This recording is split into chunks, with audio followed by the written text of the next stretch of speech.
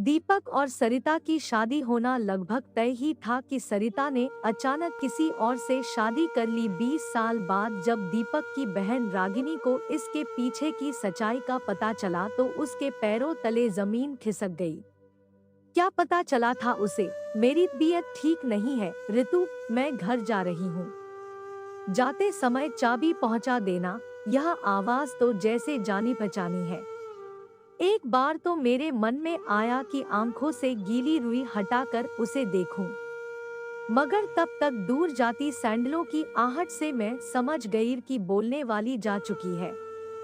उसकी आवाज अभी भी मेरे कानों में गूंज रही थी, इसलिए मैं अपनी उत्सुकता दबा नहीं पाई। यही तो है, इस ब्यूटी पार्लर की मालकिन सरिता राजवंश।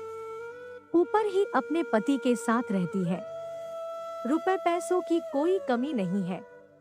बस खालीपन से बचने के लिए यह पार्लर चलाती है। जितना पूछा उससे कहीं ज्यादा बता दिया। ऋतु ने नाम सुनते ही मेरा रोम रोम जैसे झंझना उठा। चेहरे पर फेस पैक लगा था, वरना अब तक न जाने कितने रंग आते और जाते।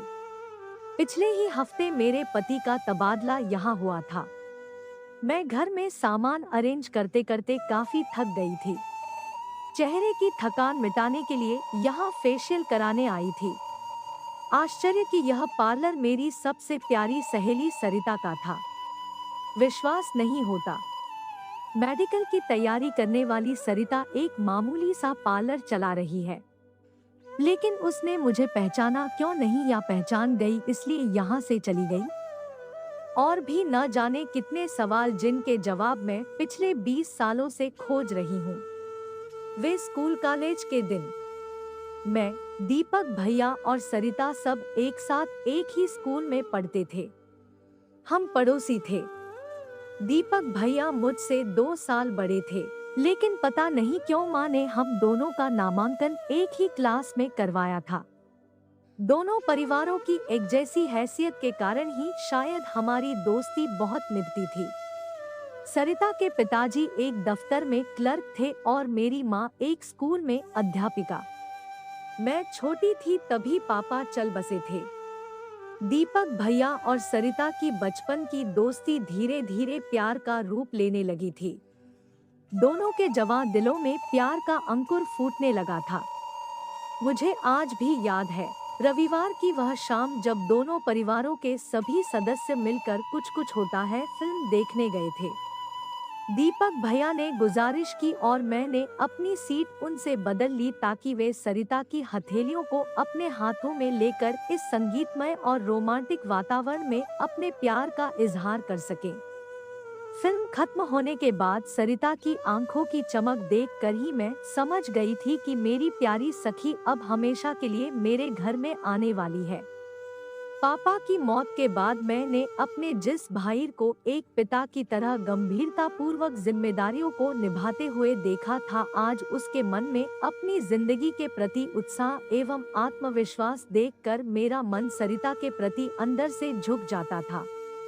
शायद सरिता के निश्चल प्यार की ही ताकत थी कि पहली बार में ही भैया ने MBBS की परीक्षा पास कर ली। उस दिन सरिता इतनी खुश थी कि उसे अपने फेल होने का भी कोई गम नहीं था। सब कुछ इतना अच्छा चल रहा था। फिर अचानक एक दिन जब हम दोनों भाई बहन मौसी के घर गए हुए थे और एक हफ्ते बाद लौटे तो पता चला कि सरिता ने दिल्ली के किसी अमीर आदमी से शादी कर ली है। उसके मम्मी पापा ने भी साफ साफ कुछ बताने से इनकार कर दिया। फिर तो जैसे दीपक भैया के सारे सपने रेत के घरौंदे की तरह सागर में एकसार हो गए। जिन लहरों से कभी उन्होंने बेपनाह मोहब्बत की थी, उन्हीं लहरों ने आज उन्हें गम के सागर में डुबो दिया। उस समय कितनी मुश्किल से मैंने खुद और भैया को संभाला था, यह मैं ही जानती हूँ। 700 हुए मैम। ऋतु की आवाज सुनकर मैं अतीत से वर्तमान में आ गई। 1 घंटे का फेशियल कब पूरा हो गया पता ही नहीं चला। मैंने पर्स से रुपए निकालकर उसे दिए और फिर बाहर आ गई। मैंने देखा कि बगल में ही ऊपर जाने वाली सीढ़ियां थी तो सरिता यही रहती है। सोच मेरे कदम स्वतः ही ऊपर की ओर बढ़ने लगे। सीढ़ियों के खत्म होते ही दाहिनी ओर एक दरवाजा था। मैंने कॉल बेल बजाई। मेरे लिए एक से एक पल असहनीय हो रहा था। मैं अपने सारे सवालों के जवाब जानने के लिए उतावली हो रही थी। 20 वर्ष तो बीत गए, मगर ये 20 सेकंड नहीं कट रहे थे। अब तक मैं 4 बार बेल बजा चुकी थी। उन बेल बजाने के लिए हाथ उठाया ही था कि दरवाजा खुल गया। मेरे सामने एक अपाहिज किंतु शानदार व्यक्तित्व का स्वामी व्हील चेयर पर बैठा था। उसके चेहरे पर आत्मविश्वास की चमक साफ झलक रही थी। मुझे देखकर एक क्षण के लिए वह अवाक रह गया, मगर अगले ही पल उसने मुस्कुराते हुए मुझे अंदर आने को कहा। ऐसा लगा जैसे किसी पुराने मित्र ने मुझे पहचान लिया हो, मगर मेरी आंखें तो कुछ और ही खोज रही थी। सरिता तो अभी घर पर नहीं है। आप रागिनी जी हैं न? उस व्यक्ति के मुंह से अपना नाम सुनकर मैं जैसे आसमान से गिरी। आवाज गले में ही अटक कर रह गई। मेरा नाम सुमित है। माँ जी और दीपक कैसे हैं? आपका इस शहर में कैसे आना हुआ? आपकी शादी तो मुंबई में होने वाली थी ना? सवाल तो मैं पूछने आई थी, मगर मुझे नहीं मालूम था कि मुझे ऐसे सवाल सुनने पड़ेंगे। तो क्या सरिता ने अपने पति को सब कुछ बता दिया है? आप इतना सब कुछ मेरे बारे में? मेरे हलक से आवाज ही नहीं निकल पा रही थी और फिर मैं बिना कुछ और कहे वहीं सोफे पर धम्म से बैठ गई। तभी सामने दिखी वह तस्वीर जो हमने अपने फेयरवेल वाले दिन खिंचवाई थी। मैं, दीपक भैया और सरिता।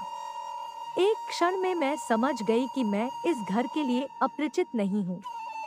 मगर यह नहीं समझ में आया कि प्यार दोस्ती है। कहने वाली सरिता ने अपने प्यार और दोस्ती दोनों के साथ विश्वासघात क्यों किया? वादे को क्यों तोड़ा उसने? अभी 1 घंटा पहले ही सरिता ने आकर मुझे बताया कि तुम उसके पार्लर में आई हो। वह समझ गई थी कि तुम यहाँ आओगी जरूर, तभी वह यहाँ से चली गई है। आप ठीक कह रहे हैं। आखिर वह कौन सा मुंह लेकर मेरा सामना कर पाएगी? मेरे मन की कड़वाहट शब्दों में स्पष्ट घुल गई थी। सरिता ने जैसा बताया था आप बिल्कुल वैसी ही हैं। इतने वर्षों में न तो आप बदली और न ही आपकी सहेली, सुमित ने कहा तो मैंने अपनी नजरें उस पर टिका दी। आखिर कौन सी खूबी है इसमें जिसके लिए सरिता ने दीपक भैया के प्यार को ठुकरा दिया? सरिता तो आज भी 20 साल पुरानी उन्हीं गलियों में भटक रही है जहां दीपक की यादें बसती हैं। हर दिन हर पल वह उन्हीं यादों के सहारे जीती है। दुनिया के लिए तो वह मेरी सरिता है, मगर सही माने में वह आज भी दीपक की ही सरिता है। मैं एक दुर्घटना में अपाहिज हो गया था। तब एक केयर टेकर के लिए दिया गया मेरा इश्तिहार पढ़कर सरिता मेरे पास आई और मुझसे शादी करने की विनती करने लगी। अंधा क्या चाहे 2 आंखें, बस मैंने हाँ कर दी। सच कहूँ तो सरिता जैसी केयरटेकर पाकर मैं धन्य हो गया। मेरे जीवन की खुशियाँ उसकी ही देन है। हमारे घर की खुशियों में आग लगाकर उसने आपके जीवन में रोशन की है। चमक तो होगी ही, पता नहीं क्यों मैं सीधे सीधे सरिता को बेवफा नहीं कह पा रही थी। आप थोड़ा रुकिए, मैं अभी आपकी गलतफहमी दूर किए देता हूँ, कहकर सुमित अंदर से एक डायरी ले आए। यह डायरी तो सरिता की है। भैया ने ही उसे उसके जन्मदिन पर उपहार स्वरूप दी थी, कह मैंने जैसे ही डायरी खोली मेरी नजर एक पत्र पर पड़ी। उसकी लिखावट बिल्कुल मेरी माँ की लिखावट से मिलती थी।